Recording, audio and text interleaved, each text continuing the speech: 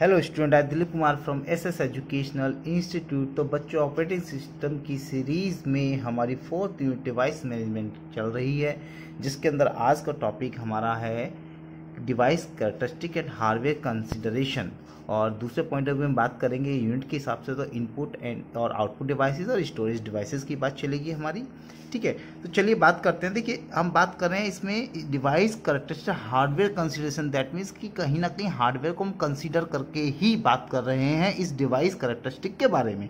तो peripheral devices can be, peripheral devices को ही हम हार्डवेयर डिवाइसेस बोलते हैं। दो तरीके की पेरिफेरल डिवाइसेस होती है, या तो इनपुट एंड आउटपुट डिवाइसेस होगी या स्टोरेज डिवाइसेस होगी। ठीक है ना।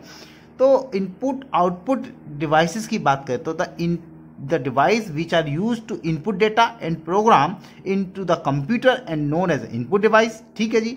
the final product of machine processing into a form of usable by human is known as output devices। आप जानते हैं इनपुट आउट डिवाइसेस के बारे में ज़्यादा बताने की जरूरत नहीं है, आपको कई बार बता चुके कि इनपुट डिवाइसेस कौन कौन सी होती हैं। Like that uh keyboard, mouse, scanner, different type की इनपुट होंगी। आउटपुट में like that plotter, printer, etcetera etcetera. तो इसके बारे में मैंने एग्जांपल्स आपको बताने के लिए उचित नहीं समझा, आप इसी को पढ़ लेना, पहले ही बता चुके हैं कई बार हम।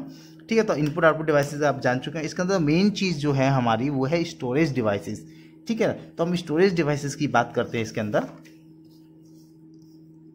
देखिए, स्टोरेज डिवाइसेस क्या है? Storage devices mechanism by which a computer में स्टोर इन्फॉर्मेशन। डेफिनेटली स्टोर कर सकता है इंफॉर्मेशन को उसके अंदर, such a way that this information may be retrieve at a later time reading. मतलब राइट करेगा, दैट मीन इंफॉर्मेशन को स्टोर कर रहा है, और जब जरूरत पड़ेगी उसको, जब वो उसे रीड कर लेगा।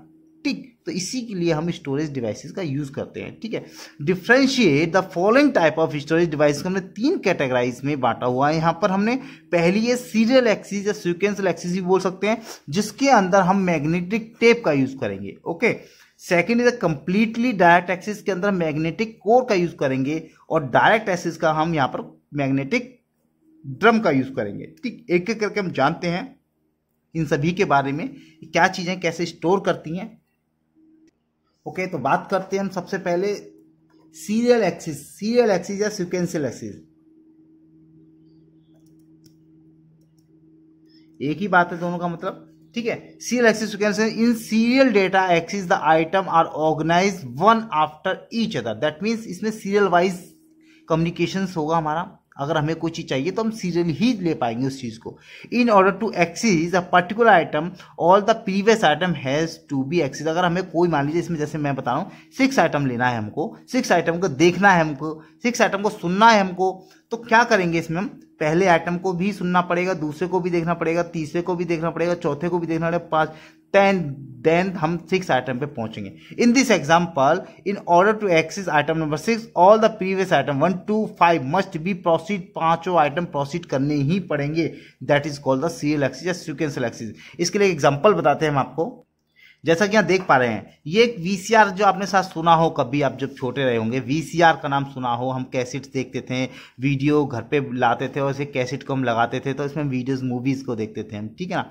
इस तरीके से हम घर में ऑडियो कैसेट भी लाते थे, जिसमें सारे गाने चलते थे आपके, आपने देखा हो शायद, पहले टेप रिकॉर्डर्स वगैरह यूज करते थे हम, उसके अंदर चलते। तो वो वाला जो था हमारा, वो कौन सा, मैग्नेटिक टेप पे वर्क करता था हमारा। ठीक है ना। इसमें होता क्या था, ए सीरियल और sequential access storage device is one that store file one by one. In sequence में वो उसे स्टोर करता था। A non computer serial access device that will be familiar to you. अब नॉन कंप्यूटर वाला कौन सा, देखिए, ये कंप्यूटर के थ्रू नहीं चलती थी, ये वीएचएस कहेंगे, वीडियो टेप बोलेंगे। ठीक है, video tape, because video is store on the long piece of tape. ठीक है, बहुत बड़ी टेप होती थी, इसके अंदर वीडियो हमारी स्टोर रहती थी। पहले मूवी देखते थे, इस तरीके की आती थी, इस पे क्या मूवी के नाम लिखे होते थे, और ये हम अंदर इंसर्ट करते थे, देन ये चलती थी हमारी। ठीक है, इसे हम वीडियो प्लेयर या वीसीआर बोलते थे पहले हम।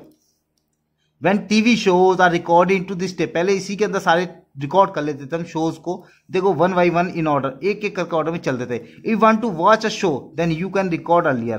ठीक है, आप उसे रिकॉर्ड कर लेते थे कि हम पहले शो को देखने के लिए, तो पहले जमाने में हम इसी के अंदर स्टोर करके रखते थे।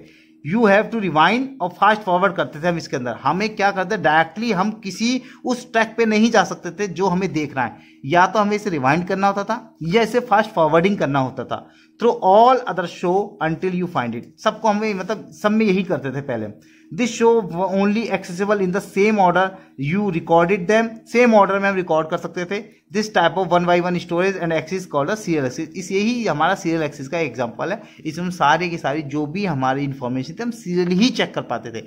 आप इस चीज़ से अवेयर होंगे, बहुत अच्छे से जानते होंगे, पहले आपने देखा होगा ये, ठीक है ना। ये वीसीआर की कैसेट या ऑडियो टेप हम जो बोलते थे उसमें चलती थी हमारी। चलिए अब दूसरी बात करते हैं, पहली सीरियल की होगी, अब बात करेंगे कंप्लीटली डायरेक्ट एक्सिस जो मैग्नेटिक कोर पे डिपेंड है। चलिए स्टार्ट करते हैं कंप्लीटली डायरेक्ट एक्सिस जो मैग्नेटिक कोर पे डिपेंड थी। ये जो लिखा हुआ है इसको समझने से पहले मैं आपको कुछ दिखा देता हूं। पहले एक बार देखिए, ये इस तरीके से कुछ मैग्नेटिक कोर हमारी डिवाइस हुआ करती थी। आप जानते हैं इस चीज़ को, जो ये कंप्यूटर से रिलेटेड यहाँ से हमारी डिवाइसेस जो है वो शुरू हो गई थी, स्टोरेज डिवाइसेस। इसे कंप्यूटर में यूज़ किया गया था। और सबसे पहले आप जो जानते हैं कि सबसे पहले हमारा आया था पंच कार्ड आया था। पंच कार्ड था जो वो थोड़ा सा हमारा लेंथी प्रोसेस था, ठीक है ना। पर्टिकुलर किसी इन्फॉर्मेशन के लिए किसी इन्फॉर्मेशन को हम इनपुट और आउटपुट देने के लिए पर्टिकुलर एक पंच बनाया जाता था, ठीक है ना। उसको यूज़ करने के बाद हम उसको दोबारा से यूज़ नहीं कर सकते थे पंच कार्ड को, ठीक है ना।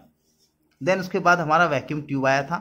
वैक्यूम ट्यूब के बाद जैसे ही हमारा रैम का कॉन्सेप्ट आया था, रैंडम एक्सेस मेमोरी जिसे हम प्राइमरी मेमोरी बोलते हैं, उससे पहले का कहीं ये कॉन्सेप्ट है। दैट मीन्स कह सकते हैं कि हमारा वैक्यूम ट्यूब या पंच कार्ड के बाद और रैम के आने से पहले का ये कॉन्सेप्ट है। उस समय में क्या होता था हमारे पास, जैसे कि आप ये देख पा रहे हैं यहाँ पर, देखिए एक ये वायर है, ये भी वायर है। एक वायर को हमने एक्स एक्सिस मान लिया है, ठीक है जी। इस वायर को हमने वाई एक्सिस मान लिया है, ओके।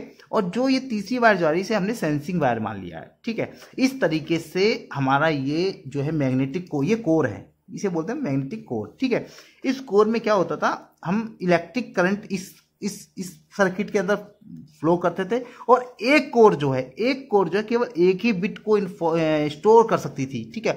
एक बिट का मतलब है या तो 0 आइदर 1, ठीक है। एक बिट को ही स्टोर कर सकती थी। इस तरीके से मान लीजिए ये मैंने बना रखा है आपका ये कंप्लीटली मैग्नेटिक कोर किस तरीके से हुआ करता था सिस्टम में, जो स्टोरेज का काम करता था। इस तरीके से ये सारा सर्किट जो हमारा ये वाला सर्किट बनता था, ठीक है ना। इस तरीके से हम इसमें स्टोर करते थे इंफॉर्मेशन को, और ये मल्टीपल फॉर्म में हमारा यूज करते थे। और इसके अंदर हम क्या करते थे, इलेक्ट्रिक करंट को हम फ्लो करते थे। और होता क्या था इसके अंदर, एक कोर केवल एक ही बिट को स्टोर करती थी। आप सोच समझ सकते हैं इस चीज को कि इतने सारे मैंने मैग्नेटिक कोर को जॉइंट करके तब मुझको एक स्टोरेज डिवाइस बनाई थी मैंने, तब बनी थी, मैंने नहीं बनाई, जब लोगों ने बनाई थी इन्होंने, तो उसमें कितनी इंफॉर्मेशन सेव होती होगी आप ये जान सकते हैं कि तकरीबन इतने सारे स्टोरेज बनाने के बाद, इसको मैग्नेटिक कोरों को ज्वाइंट करने का तकरीबन 4 MB तक ही हमारा केवल डेटा सेव हो पाता था। और तकरीबन इसकी कीमत थी 1 करोड़ लगभग 4 MB की स्टोरेज की कीमत होती थी। तो चलिए इसका कॉन्सेप्ट आप समझ गए होंगे, इस बार इसको रीड आउट कर लेते हैं और आप अच्छी से समझ जाएंगे। ये समझ लीजिए कि ये कोर है, एक्स एक्सिस वाई एक्सिस है, वाई एक्सिस है, ये सेंसिंग वायर है। इसी से सेंस करते थे हमारा कि डेटा हमारा किस बिट की इंफॉर्मेशन रखता है, क्योंकि कंप्यूटर के अंदर डेटा जो है वो हमारा बाइनरी इंफॉर्मेशन में सेव होता है, ठीक है। मल्टीपल इस तरीके से हम क्या करते हैं, मैग्नेटिक कोर को ज्वाइंट करके उसे हम स्टोरेज कैपेसिटी के लायक बना लेते थे और इसमें हम अपने डेटा को स्टोर रखते थे, ठीक है। बहुत समय तक चला ये, जब तक रैम का कॉन्सेप्ट नहीं आया, जब तक इसी ने वर्क किया, ठीक है ना। इफेक्टिव था लेकिन कॉस्टली था ये काफ़ी, ठीक है ना। कॉस्टली था क्योंकि आप जानते हैं कि एक कोर केवल एक ही बिट, और हमारा जो इन्फॉर्मेशन होती है वो 1000 ऑफ बिट्स की इन्फॉर्मेशन होती है, ठीक है। तो इस तरीके से हम 1000 बिट्स को कन्वर्ट करने के लिए हमें इतने सारे मैग्नेटिक कोरों को असेंबल्ड करना पड़ता था, तब जाके कहीं हमारी इन्फॉर्मेशन सेव होती थी, ठीक है। तो चलिए एक बार इसके थ्योरेटिकल कॉन्सेप्ट पे बात कर लेते हैं।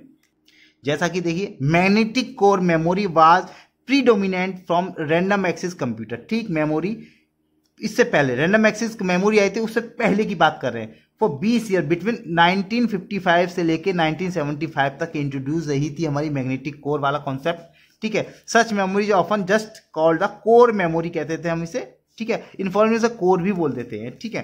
कोर मेमोरी यूज रिंग्स, जो भी बताई थे हमने कि जिसे हम कोर बोलते हैं उसे हम रिंग यूज करते थे। हार्ड मैग्नेटिक मटेरियल, जो मैग्नेटिक मटेरियल होता था, यूजुअली सेमी हार्ड फेरिट एक आपका एक मेटल है, उसका होता था।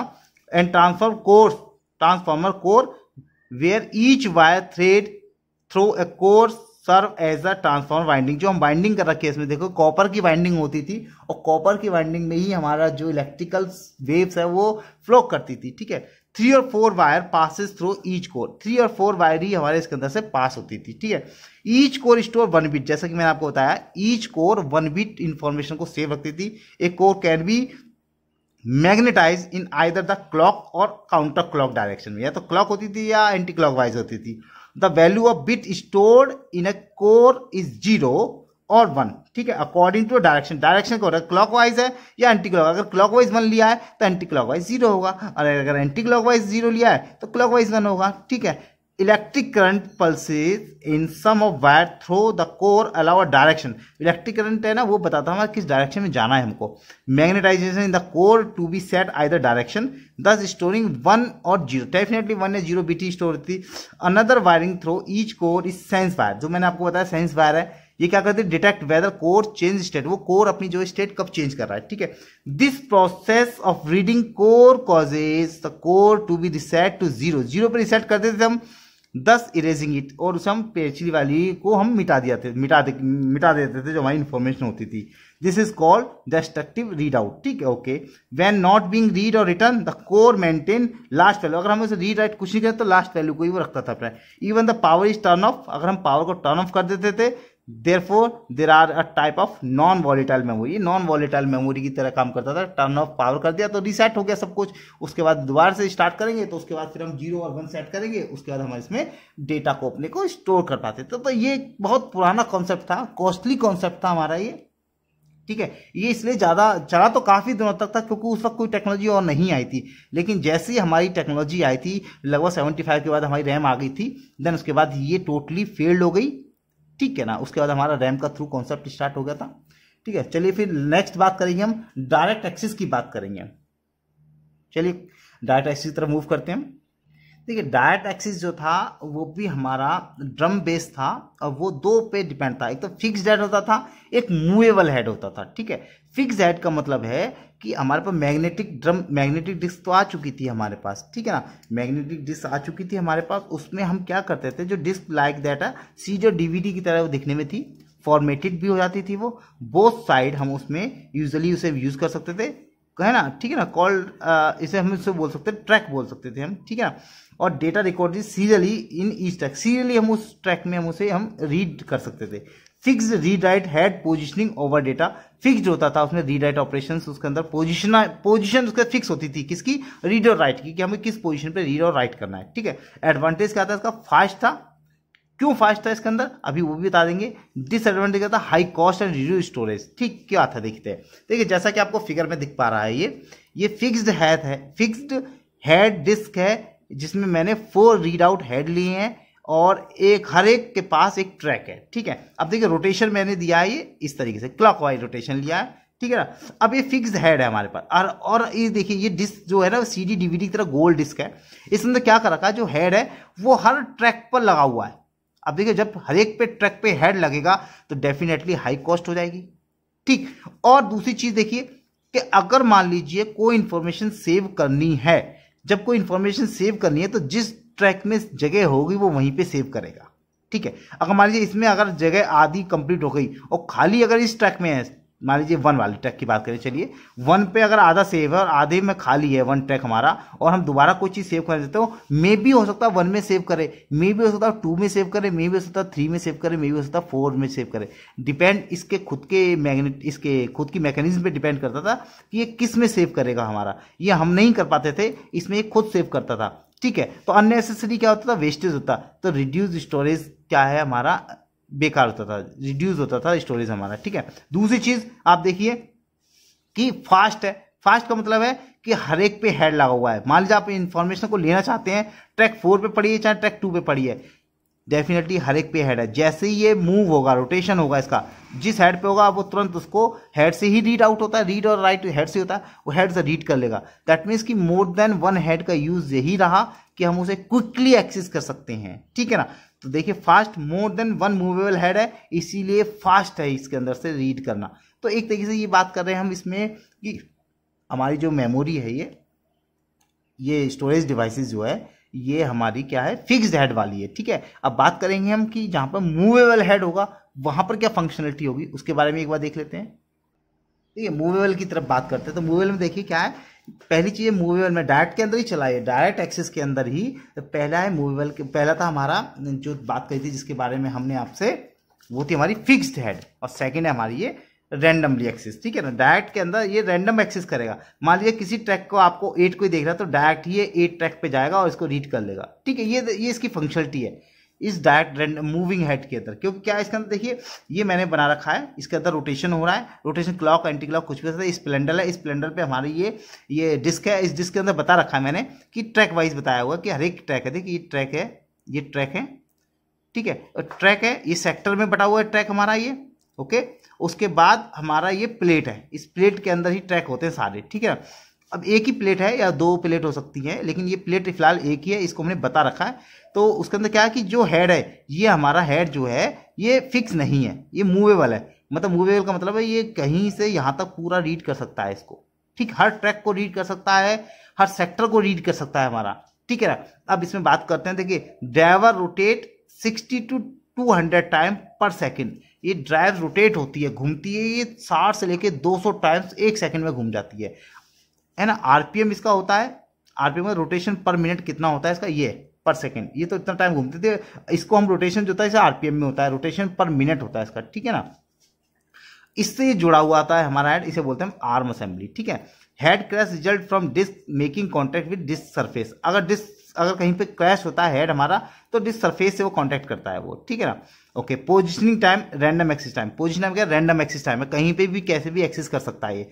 अब इसमें 2 तरीके के टाइमिंग आते हैं मेरे, पहले होता है सीक टाइम और फिर दूसरा होता है रेशनल लेटेंसी। सिंपल हम इसे लेटेंसी भी बोल देते हैं। सीक टाइम का मतलब है कि कहीं पे मान लीजिए आपने हेड यहाँ पे रख रखा है, चलिए अब हेड यहाँ पर है और इन्फॉर्मेशन आपकी यहाँ पर है, तो आप ये देखिए कि यहां से यहां तक इस डिस्क को आने में, ठीक, मूव करने में कितना सिलेंडर घूमता है वो, उसे बोलते हैं सीक टाइम। ठीक है ना। और इसके अंडर आने के बाद जब ये रीड होगा ये, तो उसे बोलेंगे हम रेशनल लेटेंसी उसे बोलेंगे। ठीक है ना। तो चलिए आप इसमें समझ गए होंगे इसमें हम कि मूविंग हेड के अंदर किस तरह से मैकेनिज्म होती है इसके अंदर। और एक बार ऐसे ही पढ़ते हैं, each record has its own address on the file with the help of which can be directly accessed for reading or writing। Directly access कर सकता है, रीड भी कर सकता है, राइट भी कर सकता है। The record need not be any sequence, कोई सीक्वेंस की जरूरत नहीं है। With in the file they need not be adjusted location और स्टोरेज मीडियम, कोई जरूरत नहीं है उसे कि वो किस लोकेशन पे क्या, उसे तो हेड को जैसे ही मूव करेगा वो मूव करके आएगा उसके पास, उसे रीड कर लेगा। हेड मूवेबल है आपका, आगे पीछे हेड हो सकता है, तो डेट मीन्स ये क्या है, हेड यहाँ से लेके यहाँ तक आपका हेड जो है मूव होता है। ठीक है ना, ये हेड मूव होता है। और ये जो है आपका आर्म असेंबली, ये आर्म असेंबली ही इस हेड को मूव करवाता है। ठीक है, ये तो फिक्स, आप ये मानिए ये तो फिक्स होता है, आप इसे मूव मत करिए। हेड आपका जो है, ये वाला हेड, ये आपका हेड जो है पर्टिकुलर, ये आपका मूवेबल हेड होता है। ठीक है ना। चलिए आप आई थिंक मेरे ख्याल में यहाँ तक समझ गए होंगे। नेक्स्ट बात करेंगे हम चैनल एंड कंट्रोल यूनिट, और देन उसके बाद करेंगे हम आपसे कम्युनिकेशन अमंग डिवाइसेस की बात करेंगे नेक्स्ट वीडियोज में। Thank you.